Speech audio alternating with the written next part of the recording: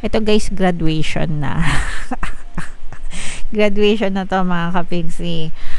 For some of you guys, no, graduation nyo na ito sa mga pagsubok challenges. Angel number 1010 guys, 101010. 1010, i-check nyo yung ibig sabihin yan. Pero these are endings and new beginnings mga kapigsi. So, kaya sabi ko sa inyo, graduation na. Kasi graduation nyo na sa mga pagsubok mga kapigsi, sa mga paghihirap sa mga challenges nyo sa buhay. And parang this time, pagpasok ng Chinese New Year, makakapagpahinga na kayo. Bibigyan na kayo ng chance ng universe para makapagpahinga, makapag-relax, makapag-isip-isip.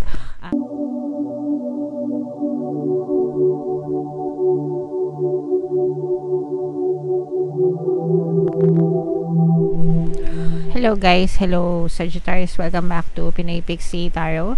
Ang pamagat ng episode natin for tonight is Chinese New Year kapalaran. Happy Chinese New Year sa inyo Sagittarius. Sagittarius, Sun, Moon, Rising, Sign, and Venus.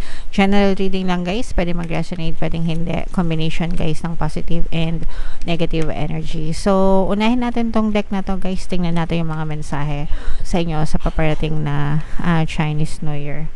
So, we have action. Meron din tayong the garden and the gate. And the sun in reverse mga kapiksi. So, unahin ko na to guys. Ito yung mga blessings, no, pagpapala. Ibig sabihin lang nito guys, medyo may konting block, konting balakid. Hindi pumapasok ng maluwag na maluwag. Binibless kayo, okay? May mga pagpapala, may mga blessings kayo. Pero parang hindi siya overflowing, hindi siya tuloy-tuloy. Sometimes parang may ups and downs kayo. Sometimes parang roller coaster. Sometimes okay, sometimes hindi. May mga ganun, no? Unlike nung parang tuloy-tuloy talaga. Kapag wala kasi kayong money blocks or blocks sa mga blessings, talagang mapapansin nyo na tuloy-tuloy talaga yung pagpasok, pagdaloy ng mga biyaya. Pero in your case, parang sabi ko nga, parang roller coaster. Minsan nasa taas, minsan nasa baba, mga kapiksi. And ang reason for that is because yung iba sa inyo may mga limiting beliefs kayo, yung iba sa inyo may takot, may doubts, ganyan, yung mga negative thoughts and emotions nyo guys, yun yung nagsisilbing block sa pagpasok ng mga blessings para sa inyo. And for some of you, pwedeng na-exhaust nyo na rin kasi lahat ng resources na available dyan sa inyong comfort zone. And kung gusto nyo pang lalong umasenso and umunlad, most of the time makikita natin to outside our comfort zone. So yung iba sa inyo medyo takot pa kayo. Kung nakikita nyo, nandun kayo sa loob loob ng comfort zone. Pero kung nakikita nyo itong image na to, malawak pa to mga kapiksi. Pero takot kayong lumabas, okay? Kumbaga nililimit nyo lang yung sarili nyo dito sa space na to. Pero ito, hindi nyo nakikita yung lawak nyan, no? So, marami pang mga blessings yung nakaabang sa inyo kung magkakaroon kayo ng enough na confidence, tapang, lakas ng loob para lumabas ng inyong comfort zone. Pero syempre, kanya-kanya namang preference yan guys. Kung kayo naman ay kontento na dyan and masaya na kayo, wala namang problema doon, walang kaso doon. Pero if you want more, if you're aiming for more, kung gusto mo pa ng more, syempre guys, labas-labas ng konti sa comfort zone, diba? You cannot expect different result if you are doing the same thing over and over again, no? Especially kung na-exhaust nyo na lahat ng posibleng gawin dito sa loob ng comfort zone nyo guys, okay? And of course, taking action mga kapiksi, pagkilos. Pero again, kahit na anong kilos nyo, kahit anong sipag nyo guys, yan, marami ako nababasa yan sa comment section natin. Kapiksi, ang sipag-sipag ko naman, kilos ako ng kilos, pero naghihirap pa rin ako, hindi pa rin ako umuunlad. So that's because of your limiting beliefs or yung mga blocks nyo, kaya hindi nyo na-experience tong mga blessings na to mga kapiksi, okay? So yeah, kailangan nyong sabayan. Pag kayo'y kumilos mga kapiksi, dapat sinasabayan nyo ng positibong mental diet. Let's say for example, nagtindahan kayo, gusto nyong makatulong sa mga asawa nyo, diba? Pero housewife lang kayo, tas nagtayo kayo ng sari-sari store. So syempre, pag nagtayo kayo ng sari-sari store, yun na yung action nyo. Ang positive mental diet nyo dapat everyday palagi nyong sinasabi na marami akong customer ngayon, malaki ang kita ko ngayon, maraming bibili sa akin ngayon, okay? Pero pag napansin nyo na ang konti ng customer, nagre-react agad kayo. Bakit ang konti ng customer, ang konti ng benta ko, ang tamlay, ang tumal ng benta, puro utang. So, tapos, araw-araw, yun na yung pinansin nyo. Ano ba yan? Parang ang malas ko naman sa negosyo, ang malas naman ng tindahan ko. Walang bumibili sa akin, konti, puro utang pa. So, ganun na. Kumbaga, inunahan nyo na ng pagkanega. So, syempre, kahit na magbukas kayo ng tindahan, pero ang mindset nyo naman ay nega. Nega din yung result nyo, mga kapiksi. Okay? So, dapat lahat ng action nyo, guys, sinasabayan nyo ng positibong mental diet para magbigay yan sa inyo ng positive results. Okay? So, comment down below, guys, if naintindihan nyo, if naunawaan nyo yan, sana naintindihan nyo, mga kapiksi. Yan ang mga mensahe sa inyo para sa pagpasok ng Chinese New Year. So, i-shuffle natin to, guys. Hanapin ko yung energy ng Sagittarius habang sinashuffle ko to. Panoorin nyo muna yung video natin regarding sa ating paano mag-manifest ng abundance video course. Kapiksi, sawa ka na ba sa mga struggles at hirap sa buhay mo? Masipag ka ba at masikap sa buhay ngunit hindi ka pa rin umaasenso? Ilang beses ka na bang nag-attempt magnegosyo at mag-invest pero palagi ka pa rin nalulugi? Sa pagkakataon na ito ay maaaring may subconscious beliefs ka na nagiging balakid sa iyong pag-unlad at pagyaman.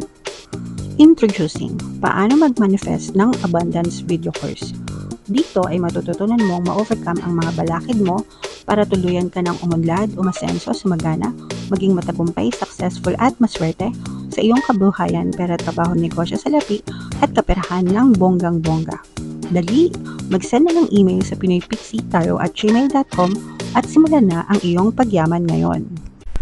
Alright. So, sabay-sabay tayo magpayaman, guys. Ngayon, 2024, mag-avail na kayo ng course, guys, kasi sobrang ganda talaga niyan.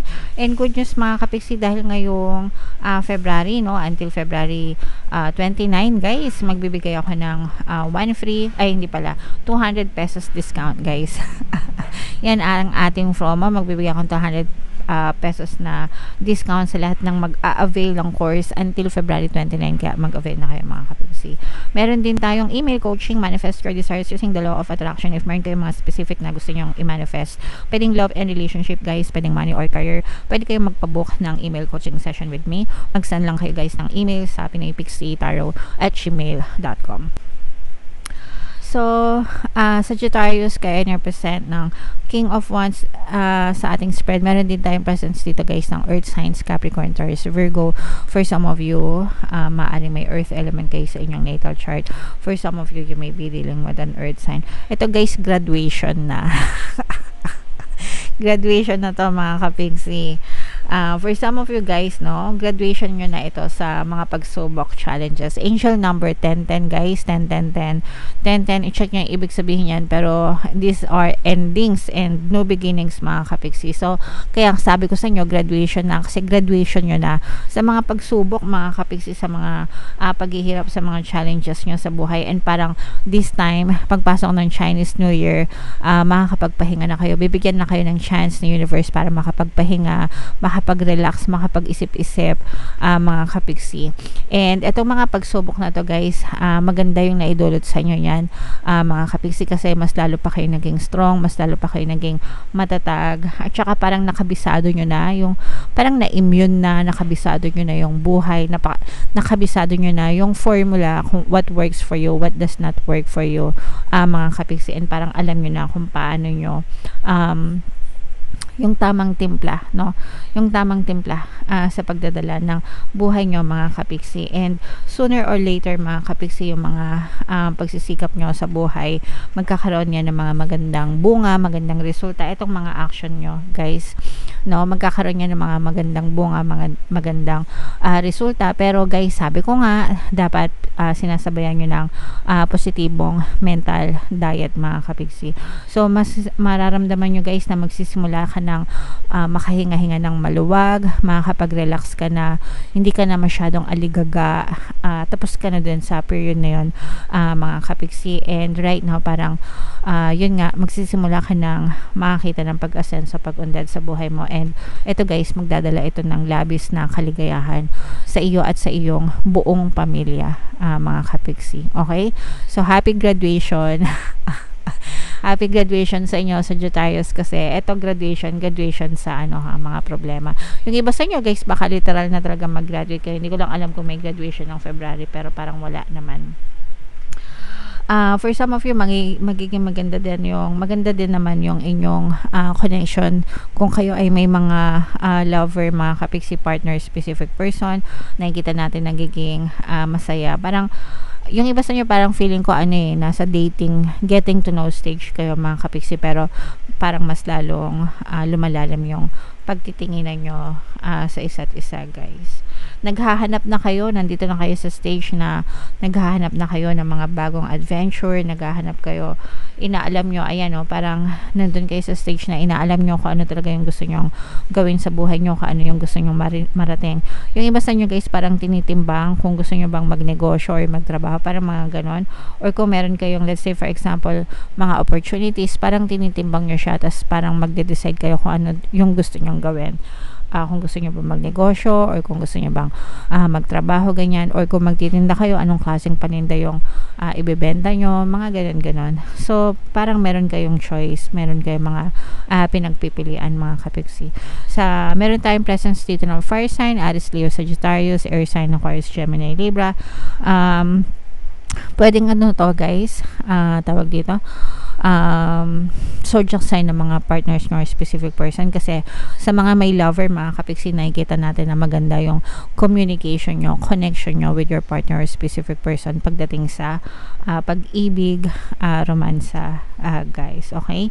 And yung sasabihin ko, nakalimutan ko, everything is working out in my favor. Yan, palagi nyo sabihin guys, kasi especially kapag you will be faced with some kind of decision making, ibig sabihin meron kayong kailangan pagdesisyonan mga kapiksi, palagi nyo lang sabihin na everything is always working out in my favor, para kahit anong maging desisyon nyo, palaging nagiging pabor sa nyo yung resulta mga kapiksi, okay?